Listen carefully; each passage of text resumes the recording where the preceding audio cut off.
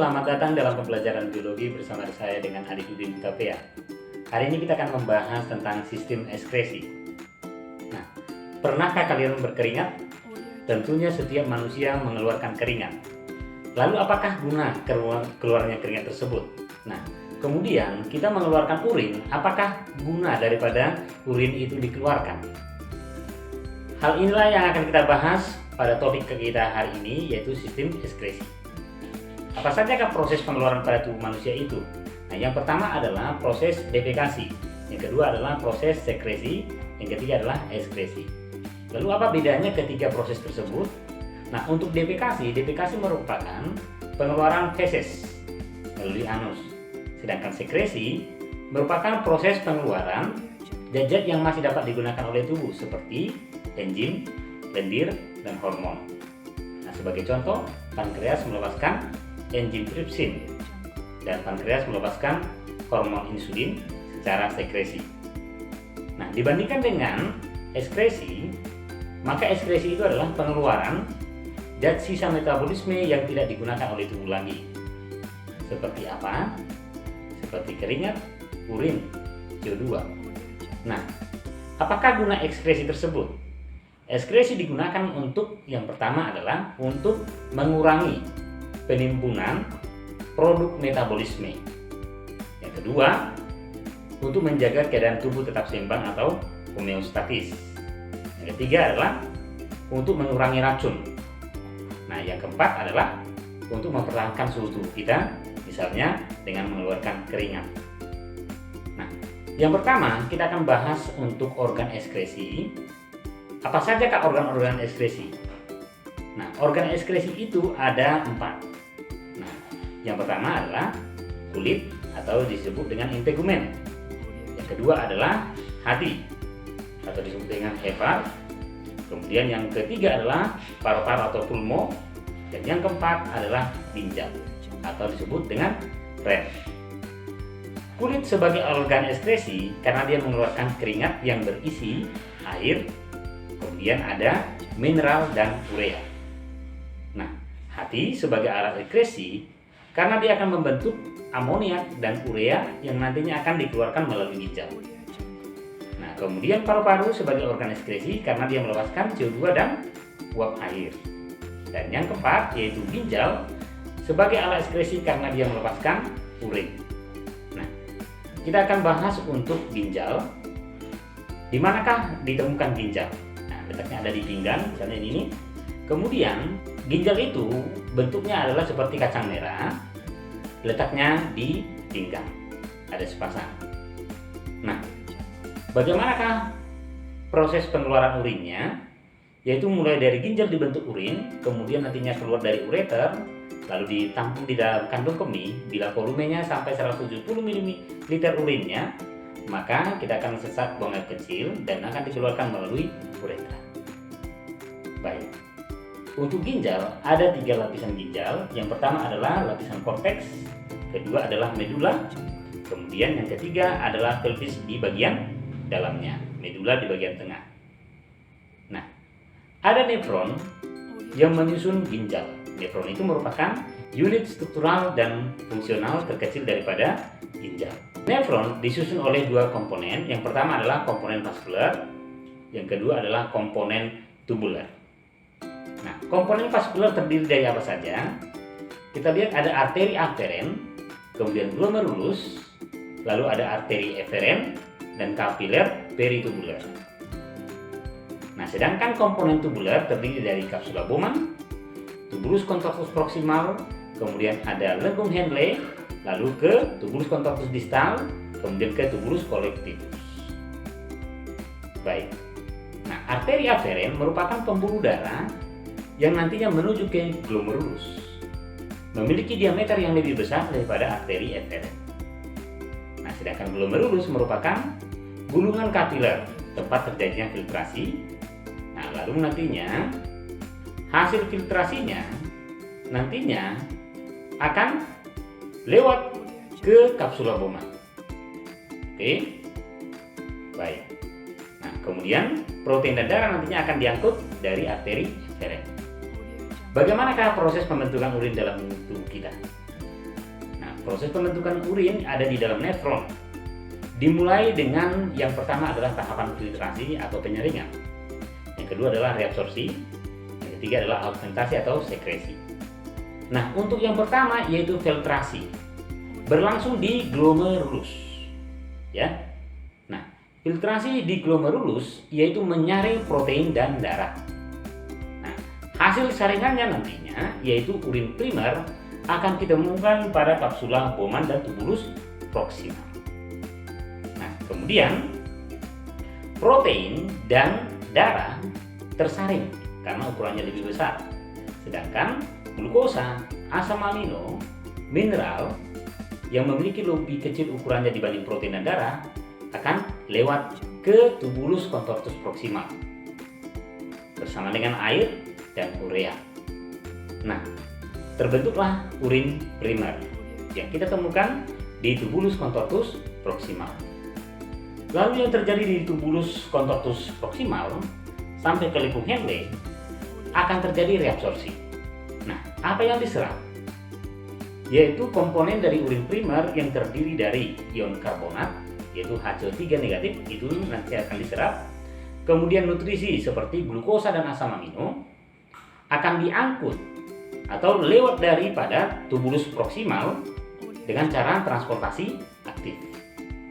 Nah, kemudian ion H positif juga, ion kalium juga akan lewat daripada tubulus proksimal masuk ke jaringan. Di tubulus proksimal nantinya akan diserap yaitu glukosa, asam amino, vitamin, mineral ya, ion HCO3 negatif, kalium positif. Nah, sampailah nantinya ke lengkung Henle yang turun yaitu lengkung Henle descendant, permeabel terhadap air. Kemudian lengkung Henle yang naik permeabel terhadap garam NaCl. Nah, akhirnya terbentuklah urin sekunder yang kita temukan di dalam tubulus contortus distal ini. Lalu pada tubulus contortus distal terjadi dia augmentasi atau sekresi. Apa yang diaugmentasikan atau disekresikan? Nah, yang pertama yaitu urea. Yang pertama urea, urobilin yaitu pewarna urin. Nah, kemudian kreatin. Ya, kalau kita makan obat-obatan juga akan disekresikan di tubulus contortus distal seperti penisilin. Nah, bila kita sedikit minum air, maka disekresikan juga lah ADH, antidiuretik hormon, ke tubulus contortus distal untuk menghambat supaya urinnya tidak banyak keluar karena kita sedikit minum air. Baik, hasil daripada augmentasi atau sekresi tadi membentuk urin sesungguhnya yang akan kita temukan nantinya di tubulus kolektivus ini, tempat semuanya berkumpul yaitu nefron. Oke. Nah, jadi di tubulus kolektivus ditemukan urin sesungguhnya yang memiliki kandungan air, urea, urobilin, kreatin. Ya. Nah, ADH kalau kita sedikit minum air, ditambahkanlah nantinya kepada urin sekunder tadi. Terbentuklah urin sesungguhnya. Baik. Nah, inilah proses pembentukan urin. Lalu, apa-apa sajakah gangguan pada ginjal? Yang pertama ada namanya nefritis. Nefritis merupakan radang nefron yang disebabkan oleh infeksi Streptococcus. Nah, dengan gejala hematuria. Jadi kalau dia buang urin bercampur dengan darah. Nah, kemudian ada nefrolithiasis yaitu batu ginjal, adanya endapan kristal kalsium pada ginjalnya. Diakibatkan oleh sering menahan buang air kecil atau sedikit minum air. Ya. Nah, bisa juga karena terjadi kanker pada paratiroidnya. Oke. Kemudian gangguan pada ginjal yang lain ya, bisa kita lihat seperti uremia. Nah, uremia di mana di dalam darahnya ditemukan banyak urea. Oke. Nah, inilah gangguan-gangguan pada ginjal. Lalu ada lagi diabetes mellitus di mana kurangnya hormon insulin sehingga kadar gula darah meningkat sampai akhirnya di dalam urin kita temukan ada glukosanya karena saking banyaknya glukosanya di dalam darah. Nah, kemudian ada diabetes insipidus yaitu volume urinnya bisa mencapai 20 liter per hari oleh karena ADH yang dikeluarkan terlalu sedikit, ya, sehingga nantinya urinnya banyak. Itulah gangguan pada ginjal. Nah, berikutnya kita akan bahas yaitu organ kulit. Kulit fungsinya apa? Kulit fungsinya yang pertama adalah sebagai alat indera, ya. Nah, kemudian yang kedua sebagai alat ekskresi karena mengeluarkan keringat dengan tujuan untuk menetralkan suhu tubuh kita tetap 37 derajat Celcius. Nah, yang ketiga, kulit sebagai pelindung. Oke. Nah, kemudian di dalam kulit terjadi perubahan provitamin D menjadi vitamin D dengan bantuan cahaya matahari. Nah, kulit manusia disusun oleh 3 lapisan. Nah, yang pertama adalah lapisan epidermis, lalu yang kedua adalah lapisan dermis, dan yang ketiga adalah hipodermis atau subkutis. Apakah komponen-komponen yang kita temukan pada epidermis ini? Epidermis adalah bagian lapisan kulit paling luar disusun oleh stratum. Oke, stratumnya apa saja? Yang pertama adalah stratum corneum, kemudian stratum lucidum, stratum spinosum, dan ada stratum granulosum, kemudian yang paling akhir adalah stratum germinativum. Saya ulangi, lapisan epidermis disusun oleh stratum corneum, stratum lucidum, stratum granulosum, spinosum, dan germinativum. Pada stratum corneum tersusun oleh sel-sel yang mati, jadi kulit mengelupas. Kemudian pada stratum lucidum ada sel epitel pipih yang tidak ada intinya. Nah, kemudian di stratum germinativum atau basalis ini ditemukan ada pigmen melanin yang melindungi kulit kita dari radiasi ultraviolet. Itu makanya kalau banyak orang yang terkena sinar matahari maka warna kulitnya akan lebih gelap oleh karena banyaknya melanin. Nah, stratum germinativum ini aktif membelah membentuk lapisan yang di atas sehingga kulit ini mengelupas tetap ada dibentuk oleh lapisan germinativum. Misalnya sewaktu mandi digosok dagingnya keluar, itu akan terus-menerus dibentuk oleh lapisan paling bawah yaitu germinativum. Nah, di dalam dermis apa saja komponennya? Pada dermis kulit disusun oleh yang pertama ada folikel rambut atau akar rambut, kemudian ada kelenjar sebasea atau kelenjar minyak yang menghasilkan sebum yang berfungsi untuk apa? Bakterisida atau membunuh bakteri sebagian. Kemudian dengan adanya sebum mempertahankan kulit kita supaya tetap lembab. Oke, nah itulah fungsi daripada sebum. Lalu ada kelenjar keringat di bagian dermisnya atau disebut dengan kelenjar sudorifera yang berfungsi untuk mengeluarkan keringat. Oke, keringat yang berisi air dan mineral. Baik, berikutnya adalah organ hati. Nah, organ hati, apakah fungsinya? Fungsi organ hati adalah yang pertama untuk menyimpan glikogen. Yang kedua tempat perombakan protein, perombakan eritrosit yang usianya sudah 120 hari dirombak di dalam organ hati. Nah, kemudian yang menetralkan racun. Itulah fungsi organ hati. Nah, hati sebagai alat ekskresi karena dia nantinya akan membentuk urea dan amoniak yang akan dikeluarkan melalui ginjal. Bagaimanakah proses pembentukan urea? Nah, pertama, protein akan dipecah menjadi pepton di mana di lambung. Kemudian pepton akan diubah menjadi asam amino di usus halus. Lalu asam amino yang sudah berlebih akan nantinya mengalami diaminasi melepaskan amoniaknya.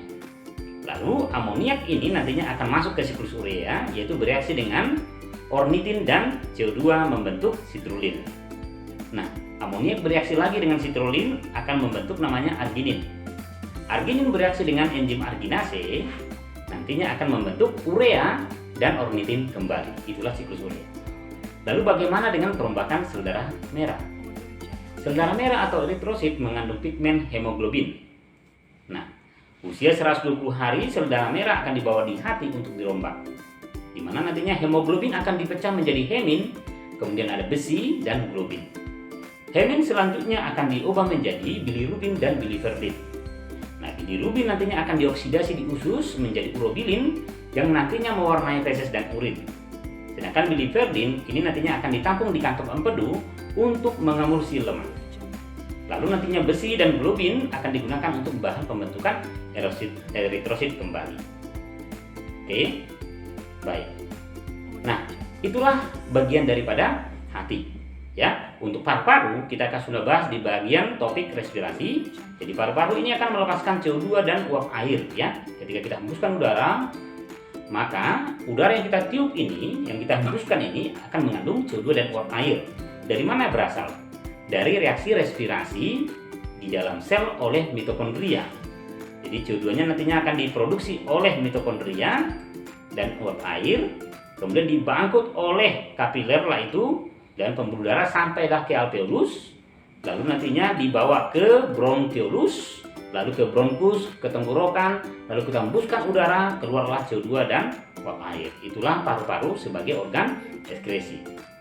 Baik, untuk kulit itu ada lapisan tadi, epidermis, kemudian ada dermis dan hipodermis.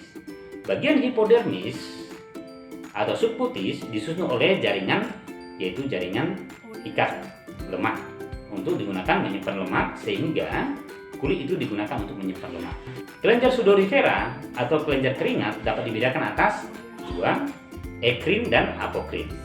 Ekrin penyebarannya pada permukaan kulit kita seperti di dahi, tapak tangan, dan tapak kaki ya, untuk mengeluarkan keringat. Sedangkan apokrin penyebarannya terbatas, ada di ketiak dan ada di areola payudara, kemudian area genital sehingga mengeluarkan bau. Itulah kelenjar apokrin. Oke, bagaimanakah mekanisme mengatur suhu tubuh kita supaya tetap 37 derajat Celcius? Yang pertama, bila lingkungan dingin, maka pori-pori kulit kita akan tertutup. Kemudian terjadi penyempitan pembuluh darah atau vasokonstriksi. Oke, lalu otot menggigil atau berkontraksi untuk mendapatkan panas. Sehingga tetaplah suhu tubuh kita 37 derajat Celcius. Bila lingkungan yang panas, apa yang terjadi? Maka pori-pori kulit kita akan terbuka, terjadi pelebaran pembuluh darah atau vasodilatasi, lalu keringat akan keluar. Nah, sampai sini topik kita tentang sistem ekskresi.